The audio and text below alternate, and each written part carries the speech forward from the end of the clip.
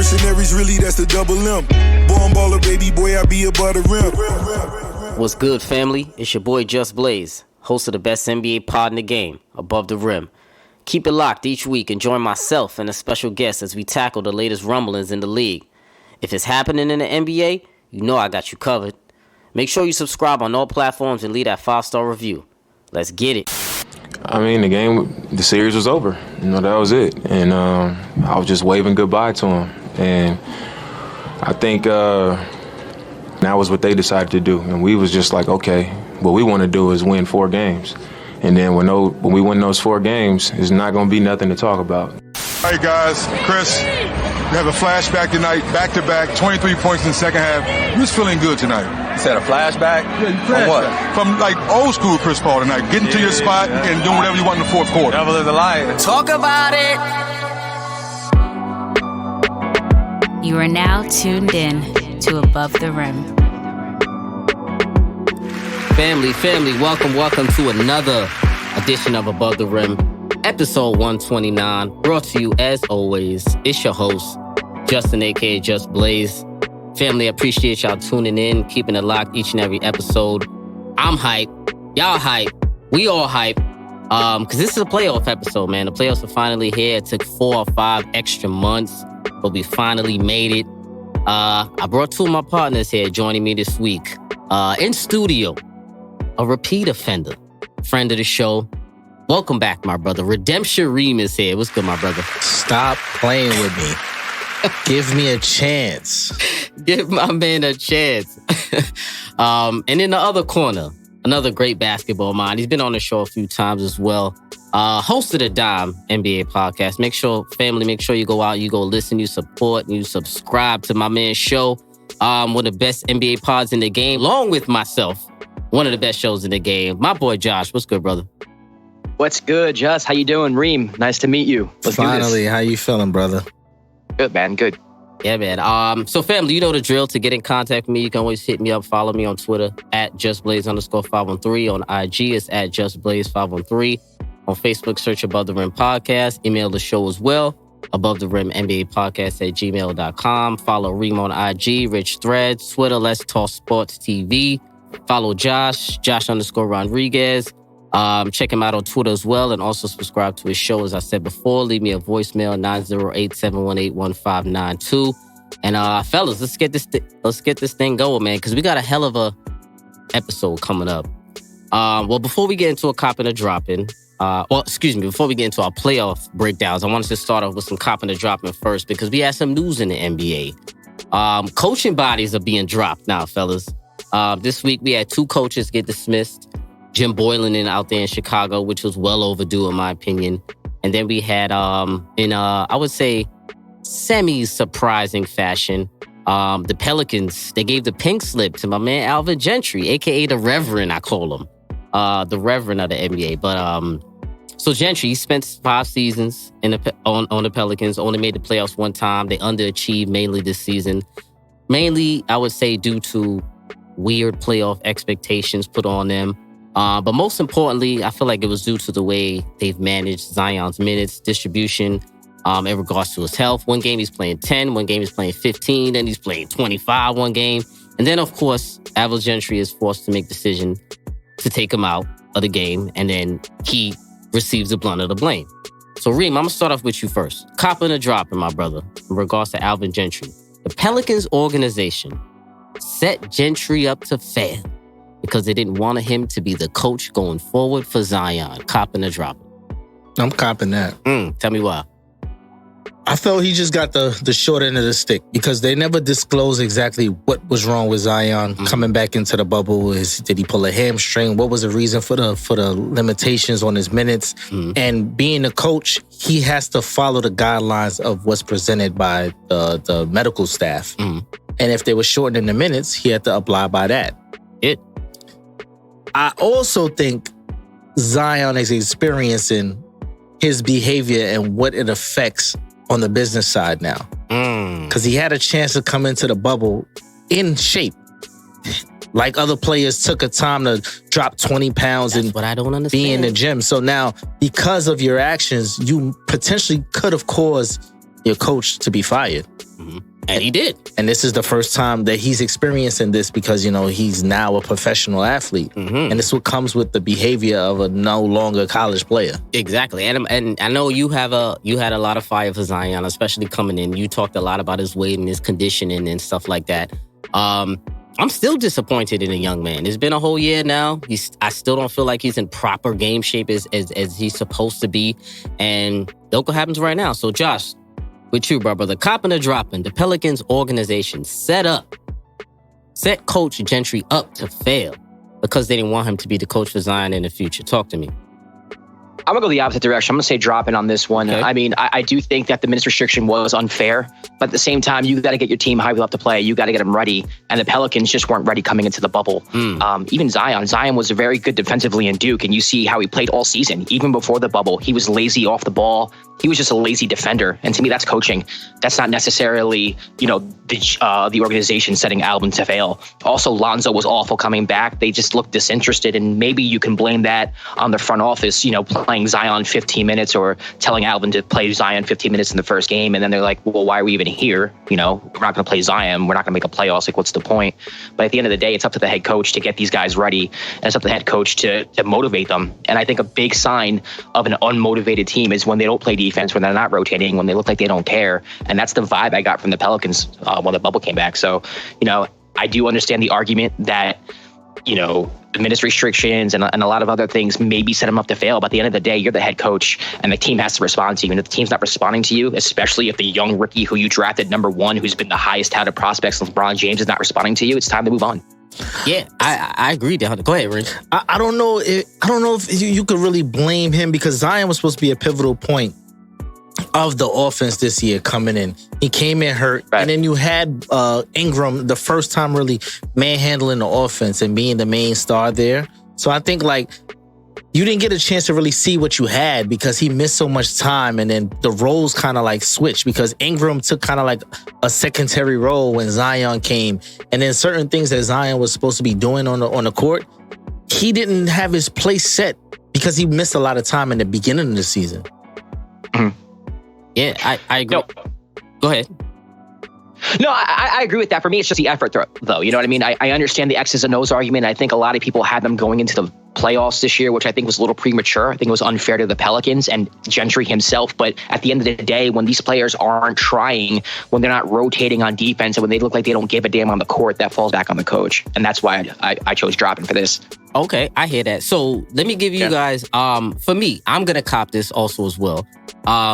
Because I do feel like they set up Coach Gentry a little bit. I think David Griffin, kind of unintentionally they set him up. I think they just didn't set him up for success, which ultimately sets him up for failure. Because if you are telling this man that Zion is your franchise player, I understand that you have to listen to the doctors. I understand you have to listen to the team physicians when they tell you can only handle a certain amount of minutes.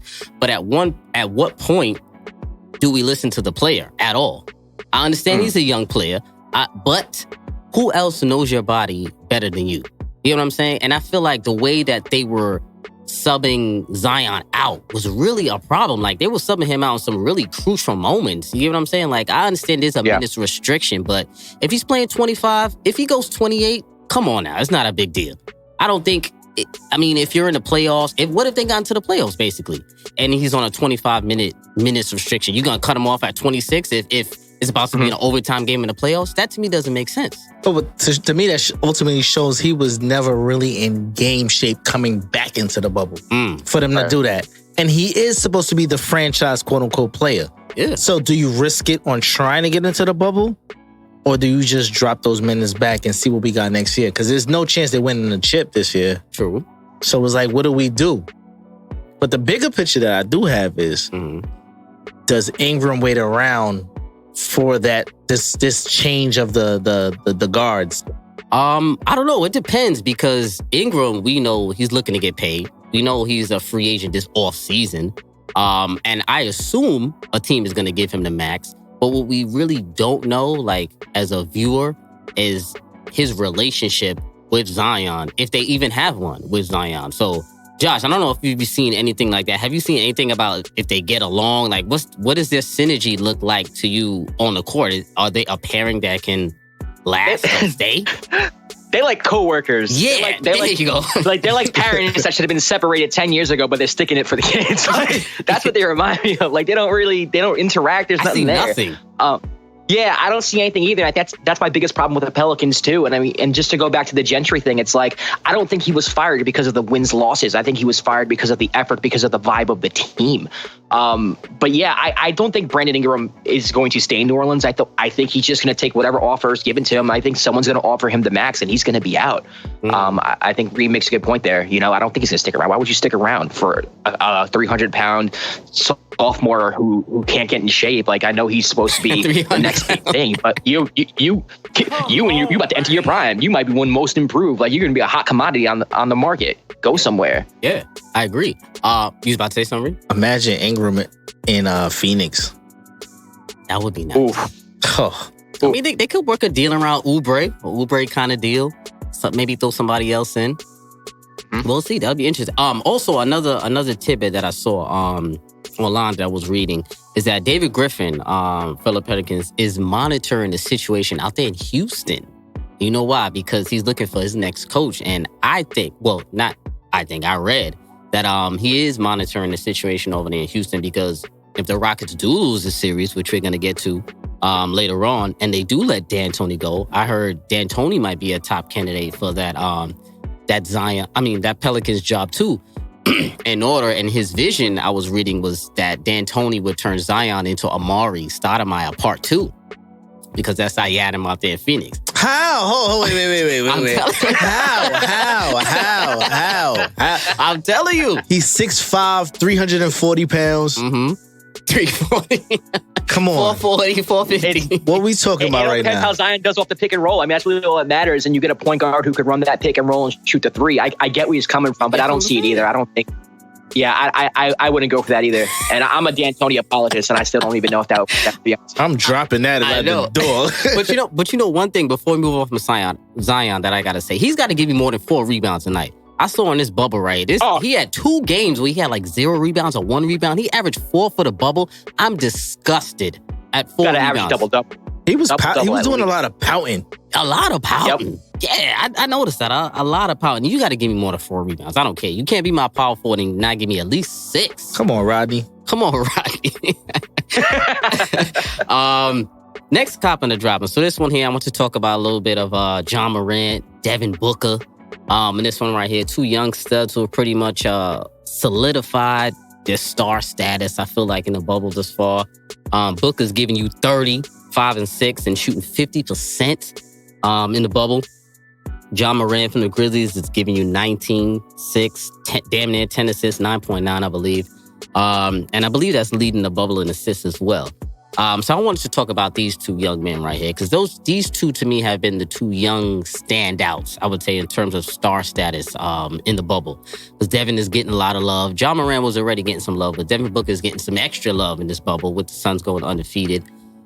So Josh, I'm definitely going to start with you on this. If I'm starting a redraft, NBA redraft right now, everybody's a free agent, copping or dropping. Devin Booker is the player I would start a franchise with over John Morant. Copping or dropping. I'm copping that. It took me a while to come around on Devin, and I love John. You know this. I know, that's why. But Devin Booker, to me, I mean, he's like, I don't even know he's phenomenal. If he wasn't in Phoenix, we'd be talking way more about him. You know, I'm impressed with the way that he's incorporated his team this year. You know, his assist went up. That was my one question about him. I thought he was just a bona fide scorer, but now he's turned into a complete all-around player, and I don't even think we saw the best of him. And that's not to knock Ja. I think Ja's phenomenal. Ja needs, I think he needs to put on some weight. He needs to get stronger. He needs to be a little more consistent from the outside, and he has a good feel for the game. But Devin Booker, to me, I mean, he's a top 5 player in the league when he's in his prime. I really do think that. And I think he could be the best player on the championship team. So give me Devin. I'm actually surprised. I'm not gonna lie. You surprised me. I really thought you was going Ja, 100%. Yeah, I like because I like pass first point guards. Like, I'm all about that. And but Devin, he's undeniable at this point, man. He's unreal. He really is. Throwing us for a curveball, Josh. I like this. Reem, talk to me. Copping and dropping. Devin Booker is the player to start a franchise with over John Morant right now. I'm going to have to agree. It's a tough agree, though. It is.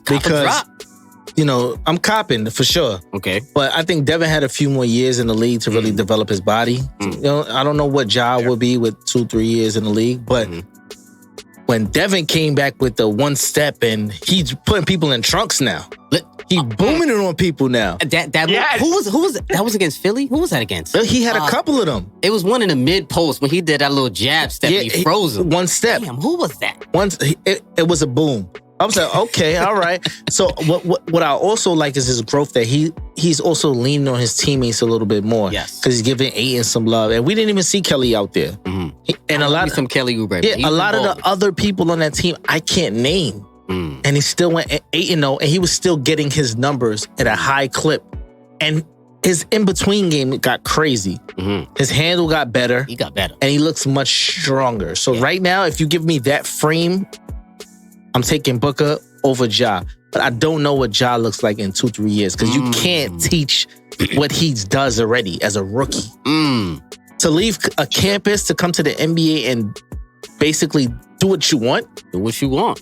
It's having his way. It's amazing. And the Blazers should pay homage to them because Jaren Jackson got hurt. Oh, yeah. Facts. So, you know what I'm saying? Facts. True indeed. Just saying. True indeed. And most importantly, too, what you guys said about Book, I'm going to add on top of that, is most importantly, I feel like he got smarter over the break. I think he was watching a lot of game film, a lot of tape, because if you look at his... He falls less, too. Yeah, and if you look at his offensive repertoire, like now, I feel like he's doing a better job of knowing when to attack. Yeah. Because especially when he's coming downhill, he knows whether to come off the bounce, whether to pull back and shoot a three or go straight to the rim. I noticed he's got a lot smarter and knowing when to not force shots. He relies less on pure athleticism. Yeah. Later on in the season.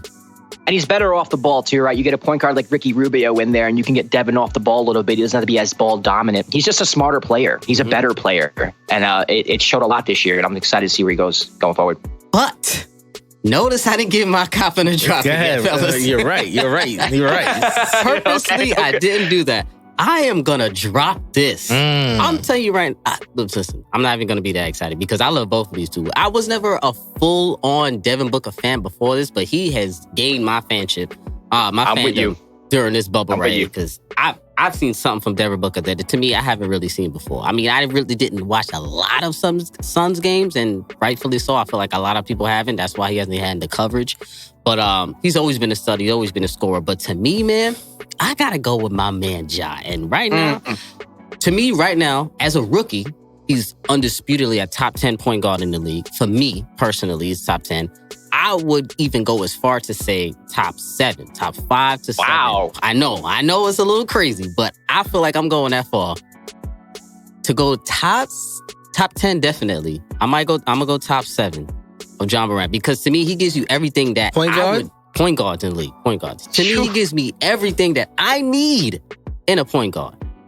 He can always work on a few things. He does have to improve on his 3-point shot. As we do know, we saw how the Blazers were playing him. They were sagging off of him a little bit, kind of daring him to shoot that Make three. one. But He's not terrible, though. He's not terrible at it. To give him props, he's not confident enough to shoot it. Well, you saw at the end of the game when Nurkic kind of left him open and he stepped back and he did pull it. Step back. Nailed it. Nailed it. No, he did. Yeah. Yeah, go ahead, Josh. No, I'm just ad-libbing right now. Yeah. No, he did hit that shot, and I like the confidence. So to me, that's not really a big problem, his 3-point shot. To me, that's just going to get better. He could have been tired. We saw how the Blazers were attacking him toward the end of the game on the defensive end because he was tired. So that was a smart strategy on their part. But Ja Morant, to me, his passing is elite. His penetration is elite. His vision, to me, is damn near elite. Athleticism is elite. I think his leadership, low-key, is elite. Low-key. To bounce back on something you said a couple episodes, he might be in the top tier 5 of finishers at the rim. Layup package, you mean? Layup package. I seen some ish some ish. Layup versus pack. the Blazers. And I'm like, oh, that's a block. Oh, the Hassan ain't catch that? Like, layup package from Ja has been off the charts. And I'm telling you right now, I'm taking Ja right now because, and I'm saying this for another reason. To me, the toughest position and the most important position in the NBA to me is point guard. It's the PG, yes. Yeah, so to me, if I have an elite point guard, I feel like I can put anyone else around him, cater to his strengths. And to me, there's not really weaknesses you have to cover up for this guy. So anyone around him, I think, will be excellent. And I think he's nice enough where he can actually be the leading scorer and the leading assist man and actually win some games because we've seen it done. So to me, I'm picking Ja right now, man. I respect. Can I get an honorable mention? Yeah. TJ Warren surprised the hell out of me. Yeah. Flash in the pan, man. Come on. I like TJ, but come on. I don't Not know. compared to these two. His numbers was crazy in the Numbers bubble. are crazy, but you would take TJ Warren. No. Hell no. Hell no. But I just mean, you just give a shout out. yeah, just give a shout out for what he was doing. Like, Yeah, okay. Until he crossed Jimmy and Jimmy taxed that ass. That's true. But I think it's a tough decision, man. John Moran or Devin Booker, you really can't go wrong right here. No, you're gonna get a good player regardless. Yeah, definitely can. So we'll see, man. I'm actually gonna put that up on Twitter. Let's see what the people would who they would decide to start their franchise with. So fellas, let's get on down here to the NBA playoffs, man. That's what we came here for, fellas. So we're gonna be breaking down each series, key matchups, X factors, predictions. And let's get it cracking, man. Blazers and Lakers, the 1-8 matchup in the West. We got the nice playing game. Shout out to the Blazers and the Grizzlies for giving us a nice, good sudden death type of playing game. That was some great basketball to watch. That was a great game to watch. That was a great game to watch, man. Josh, I know that had to have you on the edge of your seats.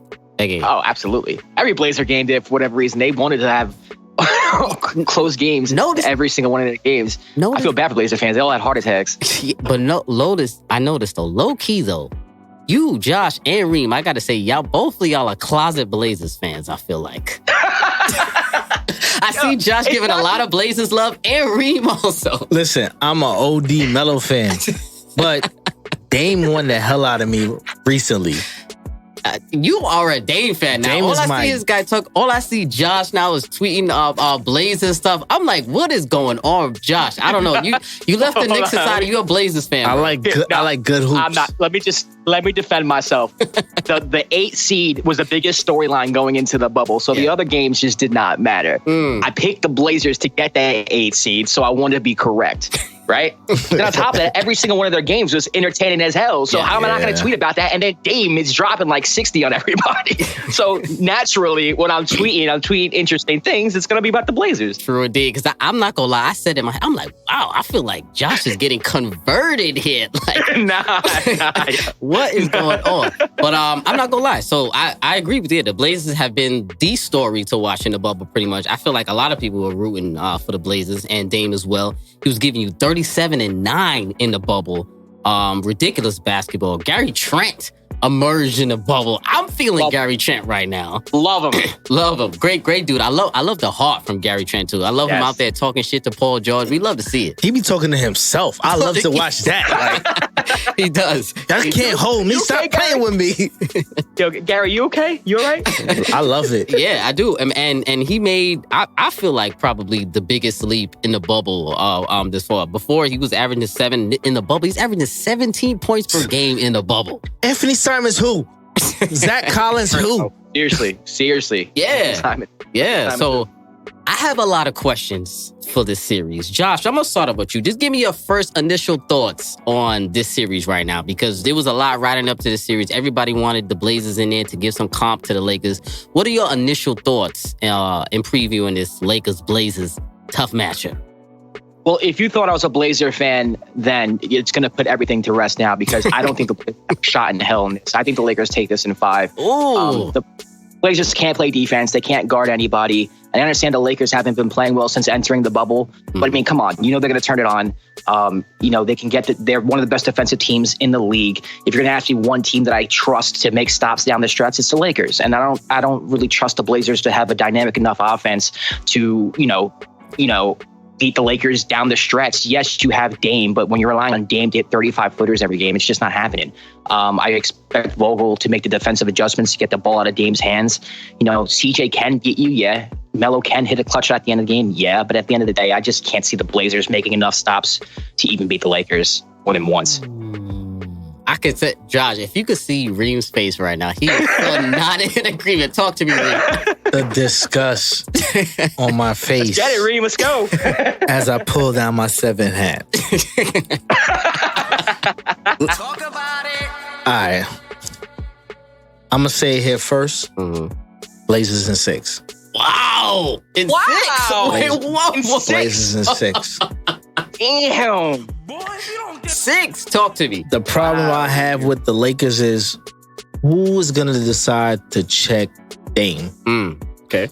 Caruso? Yuck. Quinn Cook? Oh, well, definitely. Quinn Cook better not get any minutes in the series for Vogel's job. JR? Wiggles? Waiter? Wiggles waiter? Waiters? Danny Green? Who? He doesn't even show up and got that big contract. They made a big deal about signing him. First of all, I don't mean to cut you off real quick, Reem, but I've been saying this on Twitter. I'm going to put this on the set. Danny Green is washed. Trash. I don't care what anybody says right now. I know they brought him in for championship experience. I know he was solid on the Raptors last year. I know he was great on the Spurs teams, and what he brings to the table. But I'm going to say it like this. I was telling this to D. Murph last episode. I'm not a fan of what Danny Green is bringing to the table. What does he bring? Well, he brings inconsistency. He's not locking anybody down. So you telling me the person who was supposed to be the defensive stopper, 3-and-D guy that you waited to sign because Kawhi didn't sign isn't your guy that you are mad that came to the bubble. They're upset that the other guy didn't come. He's not stopping Melo.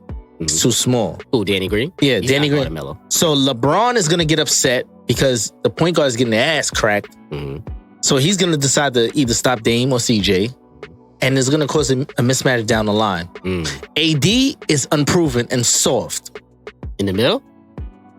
Period. Playoffs, what has he done? Unproven? I think that's a little disrespectful. Well, listen, what I'm saying. Dame a couple years ago. Sure did. All right, Rondo played amazing. Rondo did. But whatever the case is. Drew Holiday, too. AD doesn't like physical matter. You have a couple big boys to match the big boys over there in LA. And the big boys for the Blazers are better than the Lakers. But I'm gonna JaVale's retarded. What big boys are we? What big boys are we talking about on the Blazers? That's gonna give AD. We know Nurkic, right? But is Nurkic realistically, right? Is Nurkic gonna be guarding AD? Who's gonna be guarding AD? Listen, AD is gonna end up at the 5 because their best lineup, I feel like, is with AD. Nurkic is too smart for Howard and JaVale. And AD is going to either take that responsibility to play the 5, which he hates, and he can't bump down low with those boys. Or he don't like it. He don't like it. Yeah. He doesn't like it. And they have enough bigs to throw at him to bother him. And for them to get out of there, LeBron and AD have to play amazing for 4 games. Because they can't rely on anybody else. Well, I'm going to be honest with you. I think LeBron and AD has to play well every game. Every game to get out of that first round. Yeah. I think in any round, though. Just in the playoffs in general, AD and LeBron both can't have a bad game in the same game. But this is what I'm saying. LeBron is going to have to play defense on Dame eventually. I don't necessarily agree with that, though. I mean, there's different ways to guard Dame. You can trap him off the pick and roll. I mean, we see how that worked. Well, it depends, right? It depends on who you're trapping, right? If Whiteside's setting the screen, I'll trap that all day. Now, that's up to Frank Vogel to decide whether or not he's trapping, depending on who's setting the screen. But, I mean, there's different ways to guard Dame, and the Lakers are very good defensively. They rotate like a mother. So, like, I'm not really concerned about them rotating. Well. The Lakers? Yeah, the Lakers are... They're one of the best defensive teams in the league. So, I mean, they're going to guard Dame with team defense. It's not just as simple as, like, I'm going to put this guy on Dame. I'm going to put this guy on CJ. It's going to be a team effort because that's what they do best. They're big. They're tall. I know I like Nurk a lot. I'm a big fan of his game, but I don't really think he's going to dominate someone like Dwight Howard. And JaVale McGee, he might be a little retarded, but he's decent defensively. So, I mean, I do hear your concerns, though. Like, outside of AD and LeBron, where's the offense coming from? I can get with that. You know, Danny Green is not what he used to be. And, you know, you're going to have to find other other ways to score the basketball, and Dion Waiters and J.R. Smith. I mean, I don't really trust them with the ball in their hands at this point in their career. So it is going to be interesting to see where the offense comes from. But the Blazers don't play defense. They are awful defensively. They are the anti-Lakers when it comes to rotating. They're awful guarding the three. But their defense is their offense. I get what you're saying. But they can't get. I don't feel like the Lakers are going to allow them to get into that shootout that the Mavericks allowed them to do. You get what I'm saying? Like teams like that. Fourth quarter yesterday. The other day. Saturday, yeah. Dame didn't even take over the game. Yeah, it was CJ. Mm-hmm. So if LeBron or somebody, whoever decides we're gonna take Dame out of this situation. Mm-hmm. CJ can get off. He can. Melo had a trash game to get into the playoffs, but when it counted, he had a big shot. He did. You can't fall off of a man like that who 15th on the top scoring list or whatever. His job is to actually help them now. Yeah. He's not that guy anymore. It's a complimentary piece. But he's there, and you can't leave him open. Especially from that corner. Yeah, exactly. Right corner. It's the right corner. It's no Mo Harkless in the corner anymore. Or Alfred Camino. There's no longer that. So you have to choose your poison. It's Olympic Mellow back. No, skinny Mellow. Don't disrespect. It's either Mellow Light. We gonna call him Mellow Light. Mellow Light. I like that. We're gonna go with that. Mellow Light. I like this. Mellow Light. I like Mellow Light. Or Redemption Mellow. Either one. But I like Mellow Light. Mellow Light is good. Mellow Light's dope. Mellow Light. We're gonna go there. But fellas, so when we talk about X factors in this series, right? Let me tell you how my mind was thinking. I think this is going to be a very competitive series. I feel like a lot of people think it is. For arguments purposes, I'm going with the Lakers in 6 or 7, but I'm going to tell you the difference. I think Lakers in 6, but I think it has all the potential to go 7. And I think if this goes how it should, or how I think the Blazers need it to go, then it could go 7. But to me, the X factor for the Blazers, I think, is Carmelo Anthony. I think 100%. I think, and it has to be Melo. I think Melo has to be the guy to tire LeBron James out. I think that is the only way the Blazers will actually have a chance, is if LeBron has to work so hard on both ends of the floor that it takes away from one. If he has to work so hard on defense, maybe just not necessarily guarding every single play, but just getting bodied up a little bit. Melo was big enough to push him around a little bit. Just put him in the post. Even if he doesn't score, he's actually at least a threat in the low post that LeBron James at least has to get guarded. He might get a few ticky-tack fouls called on him, things like that. So I think Melo, to me, is going to be the most important factor for the Blazers. If you can establish Melo as being that third scorer that can get his own shot. Not a third scorer that is going to sit in the corner and hit that open jump shot, because I feel like we all know Melo can hit that. I think they know not to leave Melo open. But if Melo can actually do something off the dribble, I think is going to be 100% key for the Blazers. And I think the only way that they can turn this game from a 6-game series or 5 or 6-game series into a 7-game series and have a chance. So I think your boy Melo, Reem, I think he's got to show up. All right. I like what you said, but I'm going to kind of debunk it. Okay. I think Melo has to hit the open shots that's given to him. Yeah. Maybe start off like 6 out of 10 in the first half, just to keep LeBron honest. Yeah. Right? Once LeBron has to play Melo, has Melo on his concern, it opens up the floor for the guards. So now LeBron doesn't think I can help off of Melo. And now CJ and Dame get the one-on-ones that they want. They get the pick and rolls that they want. Now you pick and roll with Nurk. Nurk could do Nurk things. Well, I'm very interested in Nurk. So I would say this, Josh, I'm going to ask you, do you think the Laker bigs in the paint is enough to stop all of the paint buckets from Dame and from CJ? Yeah. I wouldn't say all of them, but I do think they're good enough to disrupt it a little bit. I mean, with the Blazers, for me, it's more of like, it's about defense, right? I think the Blazers can score pretty much at will. I mean, we can talk about the Blazers all we want, Like, who's going to stop who? Who's going to stop who? At the end of the day, they just can't stop anybody. So the Lakers bigs, yeah, they might disrupt Dame from scoring in the paint. They might disrupt CJ, but those two are so good that you really can't stop that. You know what I mean? So I don't really look at it that way. For me, I look at the series more of like, how are the Blazers going to stop the Lakers, because they can't stop anybody. Okay, so your angle is the Blazers can't stop the Lakers at all because they have nobody. Yeah, they can't. LeBron. They just can't play defense. They're a horrible defensive team. And if I'm going to trust one, I agree. They stink. They do. But who's guarding LeBron? I need to ask that right now. Who's guarding LeBron in this? Nobody. Team? That's tough. Nobody. It depends on what Gary Trent though. Honestly, realistically, who are they putting on LeBron? Who's their three right now? Melo. It's gonna have to be a team effort thing. It's like kind of like the same thing I said about with Dame. It's you have to guard LeBron as a team. LeBron likes to pass the ball, so it's almost like you have to force those options to be canceled so that he does something that's uncomfortable for him. LeBron doesn't really like taking the one-on-one. That's not his game. His game is getting other people involved. So, Stotts has to devise a plan where he kind of cancels everybody else out. Because if it's just AD and LeBron versus the Blazers, then you can convince me that the Blazers might have a shot. But, and that's why I had my X factor as someone like Danny Green, who might be washed. But if he's hitting his threes, forget it. There's no way the Blazers are beating the Lakers. And he's going to get a lot of open threes because the Blazers do not rotate well. He might be washed, but you know what? He's still a professional basketball player. He's got to hit those shits, Josh. He's got to hit him. You're right. What about KCP? Yeah, and if he's hitting them, forget it. It's a wrap. It's a wrap. There's no way the Blazers are winning more than one game if he's hitting that. So no way. Or KCP. So one thing I noticed was nobody in this conversation has even brought up Kuz. Is he not a factor in the series? I noticed that. That honestly is normally people's first answer when they say, what is the X factor for the Lakers? They always say Kuz. He's been playing better in the bubble. He's been playing better on defense. He hit the game-winning shot the other night against the Nuggets. The Lakers are 12-3 when Kuzma scores 17 or more. What is Kuz going to do in the series? Is he eliminated? What is Kuz going to do? Does he matter in this series, fellas? Talk to me. Oh, yeah, he matters. He matters, especially going against the Blazers bench. I mean, the Blazers bench is not good, so I think he's going to feast. And that's another thing. The Blazers are not deep. Feast, yeah. Wait, really, Josh? If you see the way...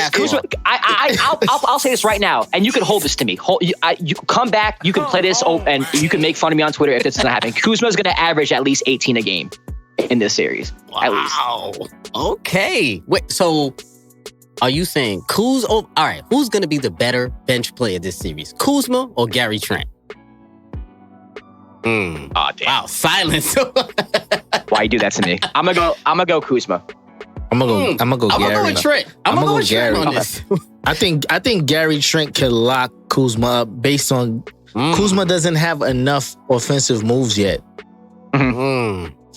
That's gonna be real interesting. Because at the end of the game, Kuzma's gonna be in there. And Gary Trent is going to be in there. I feel like Melo's going to probably be playing the four. Because Collins is a bum. Yeah, Collins, I don't know who's big on Collins. A bum. Man, he's slow foot. And he's a little hurt too, so. No, he's not hurt. There's nothing wrong with him. He's just a bum. He's a bum. He could be better. I'll tell you right now. He could be better. Josh, I have a question for Josh. Yeah. What's up? What happens if the Blazers come out with a gimmick on some matchup zone? With LeBron at the point guard. Like, what happens then? Like a zone to get the ball out of LeBron's hands? If he wants to dance on the outside, we know LeBron's not going to stroke 10 threes. Yeah, I would give him that. So if it's a matchup zone, whoever's playing the wing, wherever LeBron is at, it doesn't really affect anything. See, but that's when AD becomes important. Is he going to be playing the 5 or the 4? Because if he's playing the 4, then that's there's one less shooter on the floor for the Lakers. See, AD doesn't do well on face-up jump shots. He's better on the move, on the putback. But if he has to start... some of those face-up jumpers sometimes, depending on who's guarding him, to be honest. You can hit that. Depending on who's guarding him. I'm not sold on it. That's what I'm saying. Okay. And as far as where he gets his money is at, it's on the board. Because he's very athletic. But when Zach is there, you know what I'm saying? But I do like that though. I think that Stotts is gonna have to pull something out like that. Reem, I think that's a good idea. He's got to dig in his playbook. So Stotts, send me on Twitter, man. Hit up Reem. Hit up Reem on Twitter, Stotts. was buy a Reba ticket to Orlando immediately. Nah, let's get him a virtual fan so you can say it on the side. I might log on next game. I'm on the waiting list, by the way. I'm on the waiting list. They trying to play me right. Yeah, I am on the waiting list for that. For which team? Oh, are you kidding me, Josh? Come for the on. series we about to talk about right now. I'm on that damn virtual fan list. Let's get it. But they trying to play you. So let's talk about it now. Talk about it. My favorite series, the series that has Justin written all over this shit. I don't want to say I asked streets for it because I didn't ask the streets for it because I knew it would be very emotional for me. I'm a little nervous about this series. I don't know, fellas. I'm gonna try to control my emotions during this series because everyone knows there's a lot with me personally in this series with the Rockets and the Thunder trading my boy, getting rid of my man. But a lot of slander is on the cusp of this series, fellas, I must say. A lot of I'm going to capitalize the word slander right now. It is on the cusp of whatever comes from this series right here. It's storylines galore. We got CP3 versus Harden. We got, is Russ going to be playing? How many games is he going to be playing? We got Russ versus CP3. We got Harden versus his former team. Russ against his former team. CP against his former team. Billy Donovan against D'Antoni for when a lot of people like Josh were giving D'Antoni a lot of coaching credit, which I don't. And I actually slandered a lot of Billy Donovan's coaching credit until this year. So I got to give him some love there. That's going to be an interesting storyline. The Rockets playing no center. The Thunder having one of the biggest centers in the league and Steven Adams. I went across the numbers in the bubble. OKC is the third best defensive team in the bubble. They're third in opponents' points per game. Rockets, one of the best scoring teams in the league, as we know. They got one of the best scorers in the league in James Harden. OKC is first in three-point percentage in the league in the bubble. And we know the Rockets are the highest volume three-point shooting team in the bubble, which is going to be interesting. So there's a lot riding on this series, fellas. I'll tell you right now, there's a lot of emotions, I feel like, on both sides in this series. There's a lot riding on this. I think out of all the series, this to me is probably the biggest pick'em. I feel like out of them all. And I wanted to throw this out there. They try to call my boy Wash, but look at Wash who? Wash who? Wash who? Let me throw that out. Wash who? They try to call my boy Wash, and look what he's doing. Leading the OKC Thunder, who had a 0.02 chance of making the playoffs into the fourth seed or fifth seed, whatever they are right now. Called a lottery team. Called a lottery team. They said my man wasn't good enough to lead anybody. Disrespect. Can I get an amen on that, Josh? Disrespect. I got to give both of y'all some love because y'all always give CP3 some support. So I got to give y'all some love. Y'all are never one of the dudes who's been saying Wash, and I got fired for a lot of cats who do. So let's talk about the series. This is going to be an interesting one for me because I feel like actually both teams can really win this series. Taking my personal affiliation aside, I do feel like both teams can actually win this series. And when I was thinking about the series, I got two X factors. I'm going to start off one. For the Rockets, I feel like if they were to win this series, I think Jeff Green might be one of their most important players on the team. I'm going to tell you why. I'm looking at how the Rockets play right now. Jeff Green is really their de facto center now, especially with PJ Tucker. He starts off as center. Jeff Green comes off the bench. But Jeff Green plays a lot more minutes technically at center and it guards a lot of the centers. And most importantly, they do most of their pick and rolls with Jeff Green.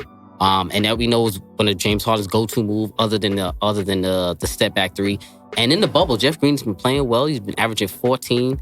And he's been really good off that pick and roll. So if he can actually force Steven Adams to do something, guard him out on the wing, maybe roll a little bit faster, I think the Rockets can do something here. I'm just going to start off with them. So, Reem, talk to me. What do you think about this series? First off, identical records, 44 and 28. Identical. Got rid of the man. Wash too. It's no way in hell that the Rockets walk away with this. Oh, wow. Okay.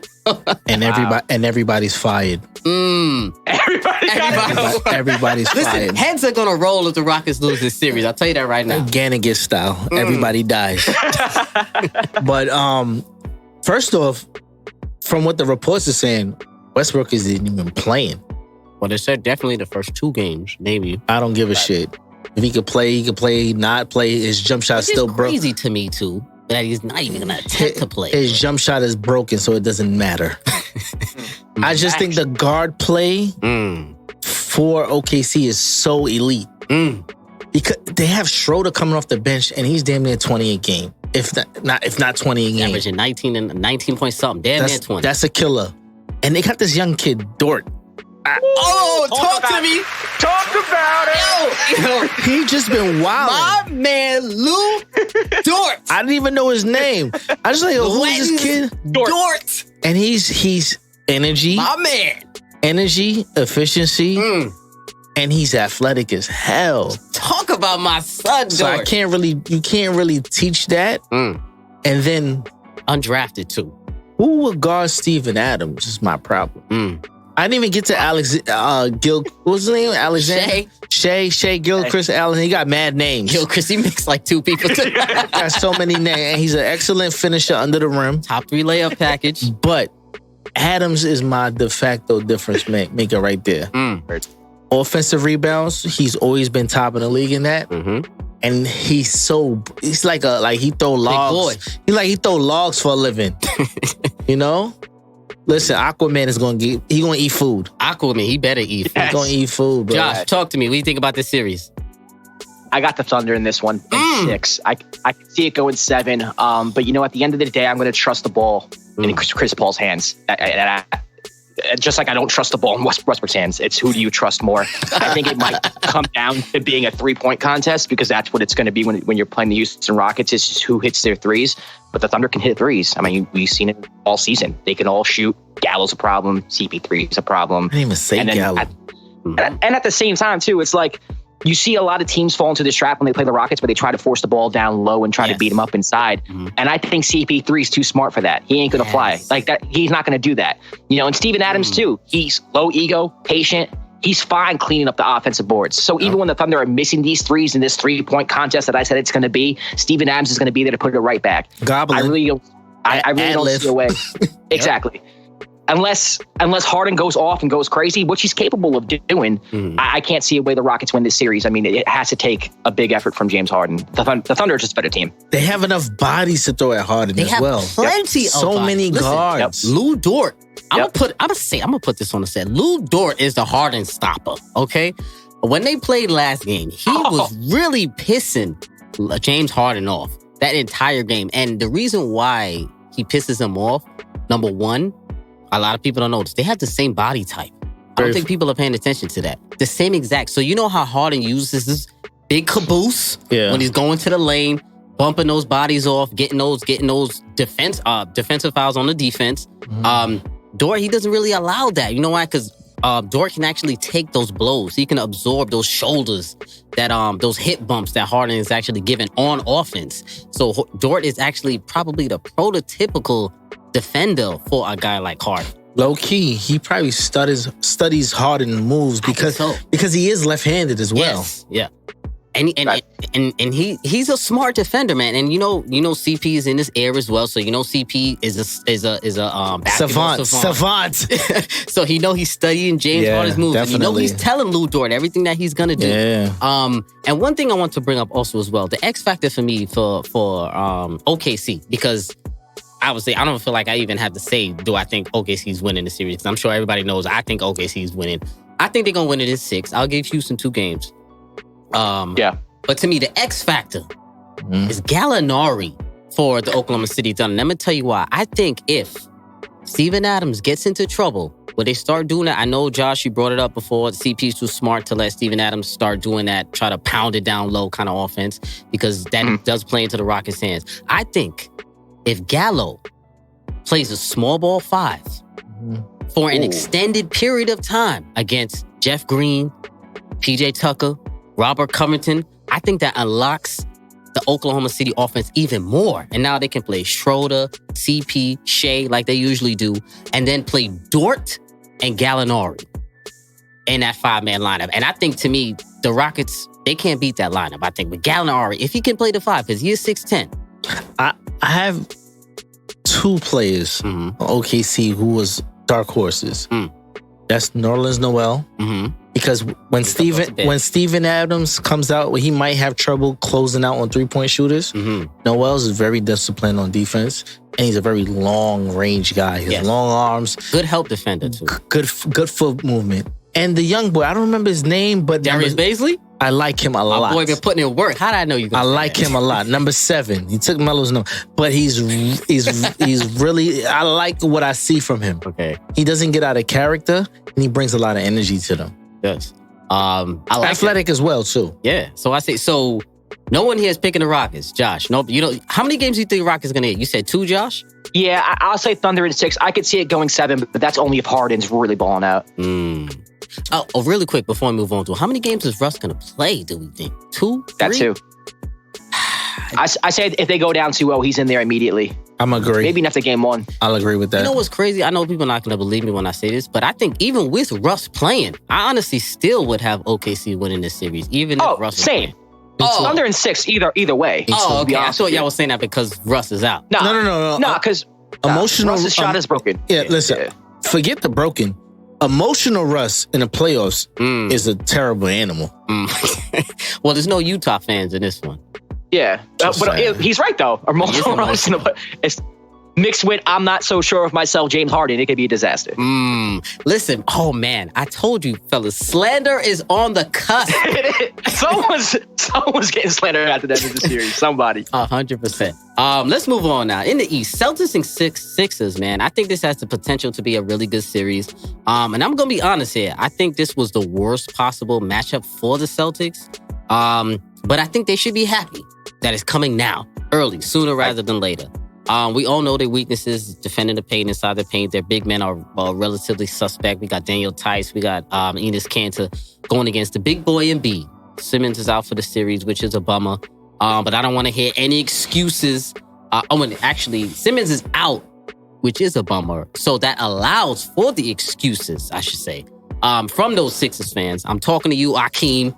He's a Sixers apologist when he's going to give excuses about Ben Simmons not playing. I don't want to hear that.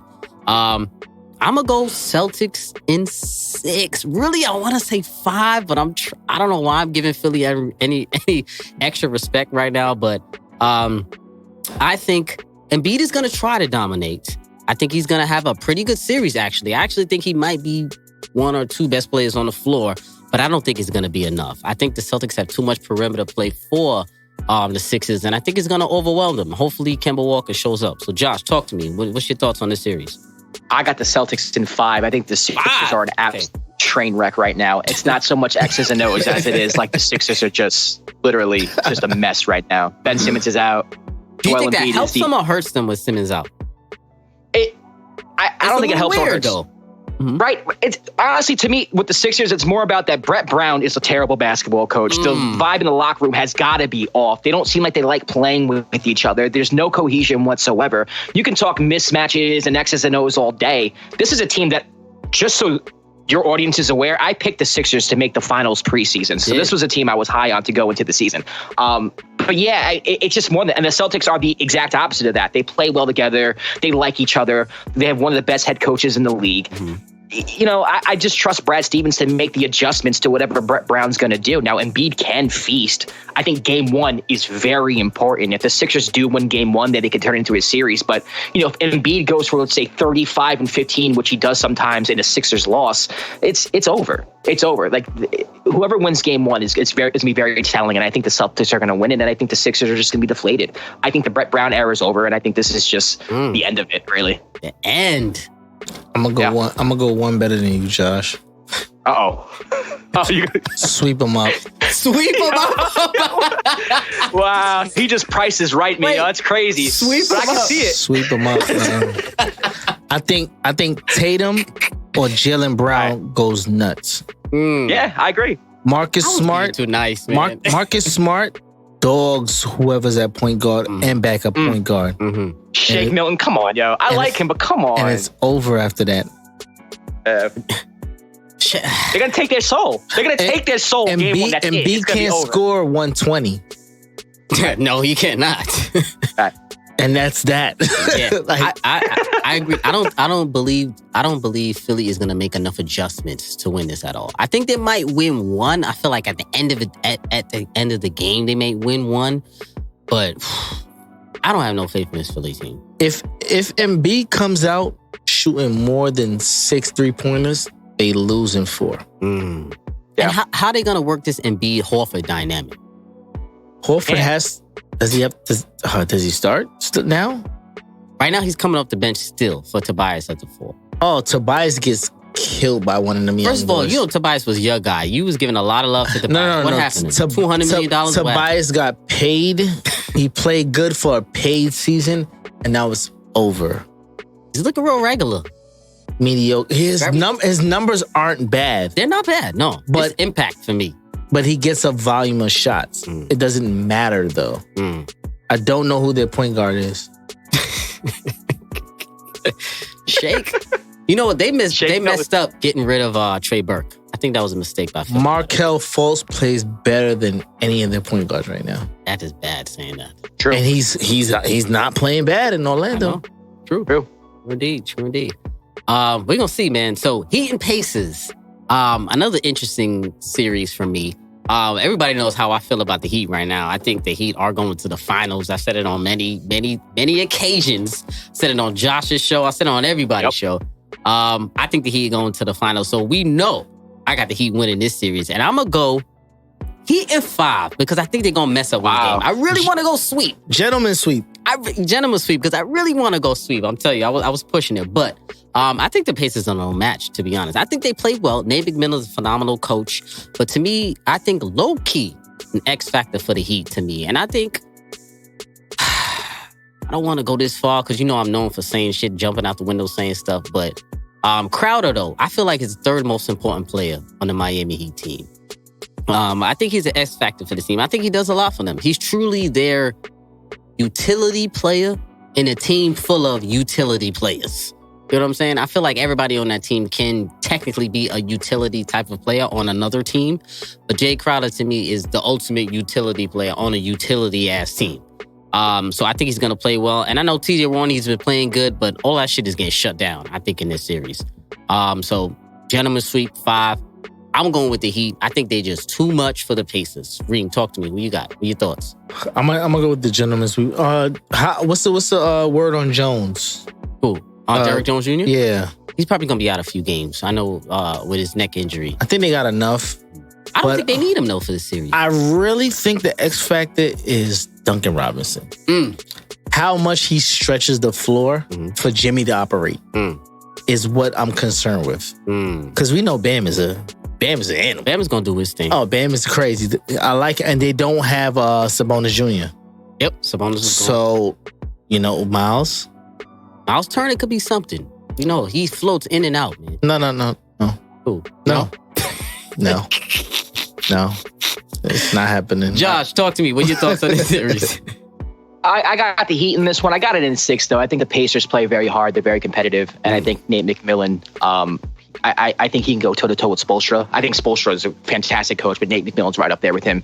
You know, at the end of the day, the Pacers are going to have to find a way to score the basketball. TJ Warren's not going to be it. Jimmy's going to shut that down. And Victor Oladipo, for me, this year has kind of been hit or miss since he's come back from injury. The Heat are just too deep, though. I don't think they're going to need... They're not going to need Derek this round. I don't think he's going to play this round, but I don't think they're going to need him. And my X factor for them is Gordon Dragic because, you know, you have Kendrick Nunn who might be out, you know, who's going to run the point guard position. And I think he will do a fine job. I think he's a little underrated still and underappreciated. And I think he's going to be fine. And I think he's going to play well. He will play well. It'll be 6, a competitive 6, but the Heat are the better team. 100%. Goran Dragic, too, is going to be really important this entire playoffs for the Heat. Because Kendrick Nunn hasn't been himself, and he's a rookie, so we got to give him a little leeway there. But Dragic, I think, is definitely going to have to play 30-something minutes tonight and be that dude.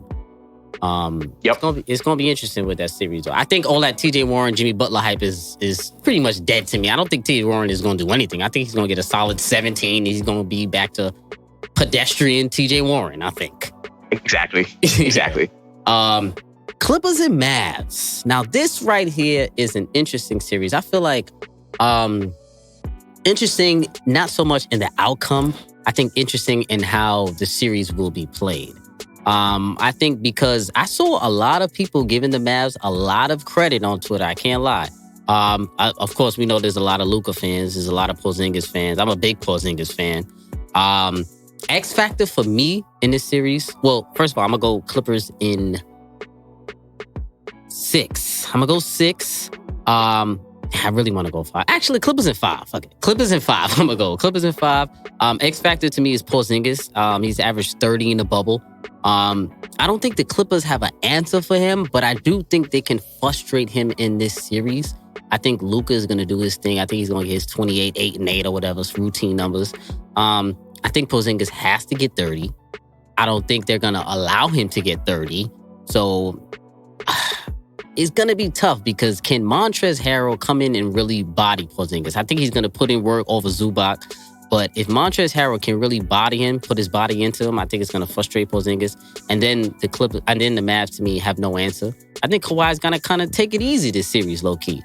I think let everybody else feast on the series. So I got the Clippers in 5. Josh, talk to me. What are your thoughts on this series? I have the Clippers in 5 as well. I think KP presents a huge mismatch for them, but at the end of the day, I don't think it's enough. I think Kawhi is going to stick Luka. I think he's going to do a fantastic job on Luka. I think to the point where we might even have a narrative at the end of the series like, oh, we might have jumped the gun on Luka a little bit. I'm a big fan of Luka, but some of this fandom is out of freaking control. Out of control, Josh. Like, relax. Say it louder. Out of relax. control, man. Don't do that. Don't do that. I like him too, man. I think he's going to be. Don't do that. I think he's going to lead the Mavs to a championship during his career. I think he's going to be one of the all-time greats. But I mean, right now, his second year, relax. With this team, relax. They're not going to do much. And I think Kawhi's going to shut that shit down. Yeah, I say Clippers in 5. They're just a better team. They're too deep defensively. I mean, when they're clicking defensively, it works. I mean, they have a lot of lapses, but I trust Doc Rivers. I trust that locker room to turn it on during playoff time. I can't really see the Mavs mustering up enough offense, even though they put up one of the best offensive seasons of all time. I mean, when you think about it, outside of KP and Luka, does anybody really scare you on that team? No. I'm not scared of Tim Hardaway Jr. Come on. Like, or really. Seth Curry, Dorian Finney-Smith. Come on. Like, relax. Like, the Mavs don't scare me. Not yet. Reem, talk to me. The disrespect. Oh, wow. I know. Disclaimer, Reem does like the Mavs for some reason. I do like Luka. Right. But I'm going to go Clippers in 7. 7? Ooh. 7. Wow, okay. Wow, you really got faith in these Mavs. No. Playoff P who? Restart P. Restart Bubble P. P. Bubble P. There you go, Josh. Bubble P. Bubble P who? Bubble P not going to put it work? No. I'm just saying, Kawhi been pissed at him all season long. I'm just saying the discussion is just getting caught on camera. But the issues is KP does give him a little problem. What does Montrez give you when he's coming back? And is Lou Will back in his groove? He might hit a groove, which will bring him over the hump. That's why I'm saying in 7. But eventually somebody's going to have to shut Luka down. And I have never seen anybody shut him down yet. I hear that, but I think you can not shut him down and still win. KP's playing amazing. Right. He is, but you really think the Mavs can push this to 7? You think they can win 3 games? I can see it. 3 games? 3 games. 3 games. That means either somebody on the Clippers has to completely not show up. Or you're talking about Bubble P? PG. So you think he's going to completely not show up? He's going to disappear for 2 games. And Kawhi's going to shoot bad for 1 game. So Lou Will can't offset that? Montrez can't offset that? They got too many options, man. Look at all the options I just named. Matt can go off for what I free. said, Like, they got... First off, Montrez, we don't know what type of condition he's in. So how many minutes he going to clock in the first 3-4 games? That's first. Okay. Right? One of the 2 stars have a bad game.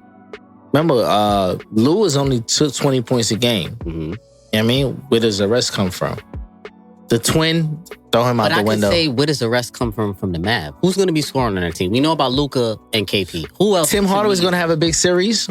Big series? He's going to have a big series. And coming off the bench, I believe Seth will shoot the lights out. Every game though, because for me, I could see it in one game, maybe two, but not every. Like to win a 7-game series. Off the bench, who's a defensive stopper? Lou Will isn't. Me off the Clipper bench? Yeah. Reggie Jackson isn't. No. They can't sleep. They really technically only have 2 stoppers. I know people are giving them a lot of credit, but they really only have two elite stoppers though. And then the center in the middle, Zubac. Is the lights too bright for him? Do you rely on Joakim? Noah? Boban needs to get some minutes for the Mavs. I'm just saying. And when Boban does get in, he can win 3 games, Reem? I think games. Wow. Listen, Josh is in New York. Let's watch the game together. Okay. I'm down, yo. Let's do it. Okay. I like the Porzingis. So I feel like all 3 of us are big Porzingis fans. Yeah, absolutely. I hope he puts in work, man, because I'm still mad at the Knicks for doing that damn trade. They traded him for a can of Welch's grape. I tell you, man. Disgusting. Not even that. Not even that. $1 slice? Even that? Not even that. Two bros? Two bros on them? One garlic knot, maybe. One garlic. Not even a bag. Crazy. No sauce, yo. For nothing. The disgust. Let's go to the Nuggets and Jazz, fellas. I can't even say interesting on this because I've never been a Jazz fan. I guess, I don't know if people call me I'm not really a Jazz hater. I just never been a fan of anybody on the Jazz. I never like Gobert. I think that's why people think I'm a Jazz hater because I don't like Gobert. But Nuggets and Jazz series, what is this? The 3-6 matchup. First of all, I want to say the Jazz are really sorry for losing games on purpose to get the Nuggets and watch them do all of this and get swept or losing 5 to the Nuggets because the Jazz were going hard trying to lose to get the Nuggets because they think they can beat the Nuggets for some reason. For me, X Factor, it's got to be Michael Porter Jr. for me because he's been incredible in this bubble. And for part of last season, for the end, he was on my fantasy team, so he was putting in a lot of work for me. So I got to give him some love in the games that he did play. He put up some great numbers. He went from 7 points per game before the bubble to 22 and 8 during the bubble. Played 33 minutes. To me, you know what? I look at this team. I was thinking of it like a weird reference. I see Jokic like a quarterback, and all of his receivers are like 6-foot slot receivers. I feel like on this Denver Nuggets team, 6-foot receivers. A whole bunch of Mosses on the squad. You got Michael Porter Jr. 6'10". You got Bobo. You got Plumlee who could pass. You got a lot of big boys who can run the floor, can cut, can pass, can dribble a little bit, can rebound, can defend a little bit, and can shoot a little bit. So I feel like the Nuggets are just too much for this Jazz team. And what is Gobert going to do? I know a lot of people are calling Gobert a stopper. I don't really consider him a stopper. I think Jokic is going to obviously bring him away from the rim, and they're just going to run the offense through Jokic, as they always do. And I got to give some credit to Mike Malone. They have a really good offense over there in Denver. I love how they do that with Jokic. So where do you see this series going, Josh? Talk to me. I mean, you said it best, man. I got the Nuggets in 5. The Jazz, and this is another team I was high on going into the season, the Utah Jazz. They're missing Bogdanovich, which I think was a huge pickup for them to start the seation. Connolly hasn't really worked out too well. And Rudy Gobert... I think he left too, by the way. Now that you said Connolly, he left today, I think. Yeah. Oh, yeah, his the birth of his child. Yep. So even if... So he might even be there. I'm going to back you up here, Just. I know you get a lot of hate with your Gobert takes, but you're absolutely right about him. I actually think he holds this team back. Yeah. I mean, he's a 0 on offense, and on top of that, everyone makes a big deal of how he is defensively, but that's at the rim. You get someone like Jokic who can just step outside and forget it. I mean, he's a complete liability on both ends of the floor. I think it's a horrible matchup for the Jazz. I think Michael Porter Jr. is going to tear it up. And, the Nuggets, their guard play is just better at this point right now. Yes, the Jazz have Donovan Mitchell, but, he's turning into a volume scorer who shoots a lot. And I don't know. I just don't like what I'm seeing from the Jazz. The Nuggets play very well together, and it's just a mismatch. Talk to me, Rene. How you see the series going? I'm going to agree. Gentleman sweep. In 5, I think patient 0. Patient 1, Gobert. This is his exit. Out of Utah? We will never see him in the Utah jersey again. It's over for him. And I agree with Josh. Bogdanovich not being there, he stretches the offense. Michael Conley Jr. He was He wasn't that guy. He was the wrong pickup all season long. To the point where they didn't start him at one point. It was that bad. They started Royce O'Neal over him. Yeah, and Jordan Clarkson has been balling though for the Jazz. I really like him. Good pickup. Yeah. But his conscience is crazy. He don't see a shot he don't like. So it's like he don't got a conscience. He might shoot them out the game. So like I'm going 5-1. Mitchell might go off one game, but like they might have a fight in the locker room. So it's like I just think they don't have enough, and it might be time to move off on their coach as well. They might need some Quinn Snyder. Right? Yeah, they might need some new energy in there. I think they do need some energy over there. I mean, like I said, I think Gobert is gonna get eaten up like a Salisbury steak in this series. Yeah. I think don't forget Bobo. Oh yes. Don't forget my man Bobo. I hope he gets some minutes, man. You think he's gonna get some minutes? I hope so. Listen, he can stretch that offense to 6. What is he? 7'2"? 7'2". He can bust him on top of the head. While we're on the Nuggets, a question for you fellas, Josh and Reem. Should Michael? First of all, is Michael Porter Jr. starting right now? No, they got the old man still starting. That's my point. Should Michael Porter Jr. be starting for this Nuggets team? If he's still getting 30 minutes a night. He should be because... he should. What's his name? Millsap. Millsap, he's washed.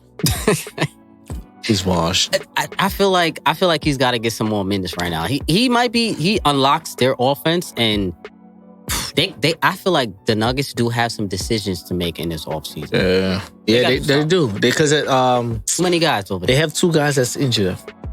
Shit, I can't remember the name. Injured. Will Barton. Gary Harris. Yeah, Will Barton and Gary Harris. Damn. The coach kind of said basically like it's on to the next with them. So you might not see them no more. Yeah. Are they even healthy for the series? I don't even know. They've been trying to get healthy, but the thing is, like with the young talent that's up next, you can't sit these boys no more. Yeah, you can't sit Michael Porter Jr. There's no way. Should Bobo get some minutes, Josh? I think so. Yeah, why not? He's been balling. He creates mismatches. I mean, why not? I'm not saying you should start him, but give him 15, 20 off the bench. Absolutely. They might have to put some quarters in, like rows of quarters in his pocket. To make him a little heavy. He's a little light. He's a little light. He is light. I ain't gonna lie. God. Roll some quarters in his pocket, right? Yeah, he might need that. So I think that's gonna be a gentleman's sweep as well. Bucks and Magic. Another series I think is going to be wrapped up pretty quickly in a glove. I don't believe we're going to learn anything. Really got to talk about this one? Yeah, we're not going to learn. We can move on.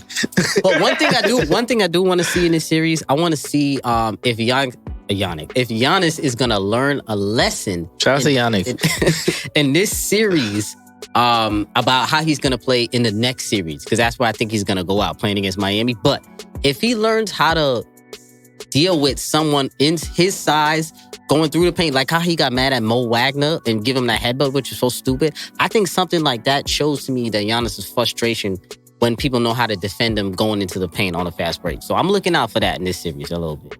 Listen, we don't got to stay too long on this topic, but Giannis, Antetokounmpo, watch out for Bam. Better. That's all. Listen, I'll tell you right now, Josh don't believe me on that Heat pick because I said on his show and he thinks I'm going over the edge on that Heat pick. Something? You think I'm smoking something, right, Josh? Yeah, I can't get with you on that, man. Not gonna lie. Stop hating on that Heat, man. We gonna see that next series, man. I'm gonna have to bring you on again for that one. I think it'll be competitive. I'll give you that. I don't think the Bucks beat them easily. I think it goes 6 minimum. But I got the Bucks at the end of the day. Yeah, we gonna see that, man. Raptors Nets. Raptors Nets. I think to me, this is going to be a relatively easy series also as well. I'm disappointed in the Nets, man, because they could have put a much better product on the floor. I don't see why Dinwiddie's not playing, DeAndre Jordan. They just didn't want to play. So I'm a little disappointed in them. But I am looking for Karis LeVert. We got to get some love. Hopefully he can do something in this series, but the Raptors, I think, are going to spank them. How many games we giving them? 5. 5? Yeah. What about you, Josh? What you giving them? Yeah, I got the Raptors in 5. I think LeVert goes off in the game and into a victory. But outside of that, I really can't see him taking another game. One question for both of y'all for the series. Is Siakam that guy to bring the Raptors back to the finals? Can he be that guy in the playoffs? Josh, talk to me. I think he can. You know, I think the Raptors are more based around, a team-oriented strategy and Nick Nurse's ability to create these defenses that just confuse the other team. I know that you're used to like having that guy on your team to bring you to the championship, and it's a cool narrative to have. But you've seen teams like the Pistons of the 2004 Pistons like win a championship that way. I mean, last year's Raptors, Kawhi was that guy, but it was a big team effort as well. So I personally think he can. I don't think they can win the championship this year, but it wouldn't surprise me if the Raptors came out the East. Okay. I'm agree. Yeah. So you changed your tune on Siakam because you wasn't crazy on Siakam. No, forget Siakam. I'm not worried about him. He's a good compliment, but the team is really deep. Yes. They have a lot of good veterans that know their role. And when you got a guy like that's a sleeper like Josh Powell, who can really like come in and fill out OG Anunoby. He could play, man. You know what I'm saying? And he's very athletic. Yes. So like it's hard to say like I'm gonna definitively take another East team before them. I could see maybe Boston in 7. That's gonna be a tough series. Boston and Toronto? Yeah. I think that might be the best series. Yes, that's the highlight of the East. But other than that, I don't see a lot of. I still don't believe in the Bucks. Giannis didn't go down to New York and lock in with Brinkley. Lock in that jump shot. I know. I was waiting for Giannis to do that, man. Gotta lock in with Brinkley. I love me some Giannis. I'm a little disappointed in him right now. We're gonna see, man, because I always root for him individually. And I must say, I got to change my tune on the Raptors because I feel like I disrespected them a few episodes ago. Apologize to Larry. Oh, yeah, let me apologize to Larry. Chubbs. My bad, Larry. Chubbs, you've been playing you've been playing exceptional. I love the energy. I love the effort. With him taking charges, man, damn, he's ridiculous with these charges that he's taking. But he is an irritant, and I got to show Larry some love, man. He's definitely been shutting me up, and I disrespected the Raptors and said they couldn't make it to the finals a few episodes ago. So I'm here to say, I'm sorry. I like that. Skip Bayless, you should learn from this. Learn from that, Skip. Skip, listen. I'm going to say, I'm sorry to Toronto. The Raptors could definitely get out the East. My bad. Y'all have been playing exceptional. So I take it back, man. So before we get on out of here, fellas, any hot takes, any craziness we think is going to happen in these first couple of games before I would say in the first round, I guess? Anything you see going crazy in these first couple of games, fellas? Not me. I think it's pretty much cut and dry, but I think after the first round, you'll see a lot of coaching vacancies come out. Coaching vacancies, That's true. Okay. Shout out to Mark Jackson. We need a spot for him. Yeah, we need a spot for my boy Mark. Yeah. I like him in the Bulls. This is going to sound generic and corny. I know it is. It's a narrative, but I think people forgot about LeBron and how good he is, man. The fact that people think the Blazers can beat this Lakers team is unreal to me. I mean, come on. Like Josh, really? we had a good episode, Josh. What we doing here? Also, I got to get this in, Reem, because I know you're a mellow guy. I got to start something. Why is NBA Twitter they love to act like Carmelo Anthony is having good games when half of these games back in the bubble, he's been absolutely awful, bro. Like 5 games back, he's been awful. In 2 of those games, he's hit clutch shots, but the whole game, he's been awful. Let's stop pretending that Carmelo Anthony is killing it out there, because he's not. He's very erratic. He's very awful. Awful. Josh, what he was what we doing, against Josh? the Grizzlies. He hit one of the most important shots of the game, but he was horrible the whole game. A couple of games, though. Josh, what we doing, man? Bro? Reem, come on, man. You got to admit it, man. Listen, to be honest with you, Melo is a complimentary piece right now. Facts. Right? And when the game slows down, it brings his importance. They didn't tell you that in the last 3 games prior to the last game. He was averaging 22, 7, hitting 53% from the floor, 50 from 3-point line, 93% from the free throw line. Right? And this is what matters in games like this. Very close games. Can you hit your free throws? When the lights are his brightest, are the shots too big for the opportunity? I think Melo wants those shots. He shows up. This is what he's here for. Like I said before, Mo Harkless is not in the corner anymore. But can we stop pretending like he's killing it? No, he's not. No, he's not killing. Cause I seen something today when he said, "Oh, the resurgence of Denver Melo." That's not true. Oh, whoa. Okay. That's not true. I've been seeing some crazy I can go takes. there. No, I'm not gonna go crazy on the crazy takes. I'm gonna agree with you. But when you say cerebral player and somebody that you can't like sleep on, Right. Melo is that. Because he's a professional scorer. Not saying that he's gonna dribble and dunk on you. That's not gonna happen. Right. But if you lay off CJ and you lay off Dame and you give Melo a shot, 1 out of the 3 big shots he will hit. Just give him a shot. That's all I'm saying. See, I can meet you in the middle with that. See, this is how both sides come together. I think Melo is a serviceable player. I think he's a serviceable role player. He can hit the big shot at the end of the game. And that's the narrative. That should be the narrative. Not Melo's back. Here's an apology form. Fill this out because you didn't know shit about basketball. I'm sick of people sending that to me. That's all I'm saying. Wait, I'm sure people are sending that to you, Josh. I know they. Stop sending me that damn fucking meme, yo. Josh, I got one thing for you, though. What's up? Melo averages 15, almost 16 a game, right? Who can you depend on from Laker Nation to guarantee you 16 points a game? Other than LeBron and Guarantee? You can't. Guaranteed. So, Jared Dudley? Now I'm going to go. Come on, Jared Dudley. I'm going to say what I said when we did the preview. I think Kuzma can be that guy. And I think he will be that guy in the series. You know what's crazy? I think it's going to be Dion Waiters. That wouldn't surprise me either. I'm gonna keep it a stack with you. I think I said it before. Dion Waiters is third most important player on the Lakers. Is third best. I think Dion Waiters gonna show out. Wrap this show up. I'm telling you, I think Dion's gonna show out. Bro. Well, he has to me. In the minutes that LeBron is not on the floor, somebody got to control LeBron. Trent locks that ass down. Trent, I like me some Gary Trent. We're gonna see, man. Gary Trent or Kuzma. That's gonna come out of this episode. Gary Trent versus Kuzma. Yeah. Shake them dreads. Shake them dreads. Baby Lenny Kravitz or whatever people are calling him. Let's get it. Let's get it. I love it. Talking to yourself, Gary. They can't hold me. I love it. So Josh, Reem, I appreciate you fellas for joining me, man, on this NBA bubble playoff preview, man, on Above the Rim, the new season. Appreciate you, man. Thanks for having me, man. Of course. It's love, always. Of course. And it's going to be some interesting playoff matchups. Josh, I know you about to record something on your show, too. When your episode coming up soon, right? Yeah, I'm going to drop it tomorrow. I'm recording it today and just dropping it up. Tomorrow is Monday for those who are listening. So, yeah, my episode will be out on Monday. Make sure there's some CP3 love on there, man. OKC is 6. Absolutely. No Melo. No Melo slander, please. No Melo slander no more, Josh. It's going to be a little bit. I just had to talk to him. Once you told me Reem was on the opposite end of the Melo spectrum, I had to get that out there. Oh, you got to get me on the show now. That's it. Yeah, you coming on. Yes. You are going to be a guest. That would be That's good. it. That would be good. But to be fair, though, this was pretty amicable. Listen. Yeah. Virtual shake of hands. Virtual shake. I appreciate you, man. I appreciate you too, man. I gave you like a hard dap too. I felt it. I heard it. So yeah, family, that's episode 129 Above the Rim. Let's get locked and loaded for these playoffs. We ready, and we out.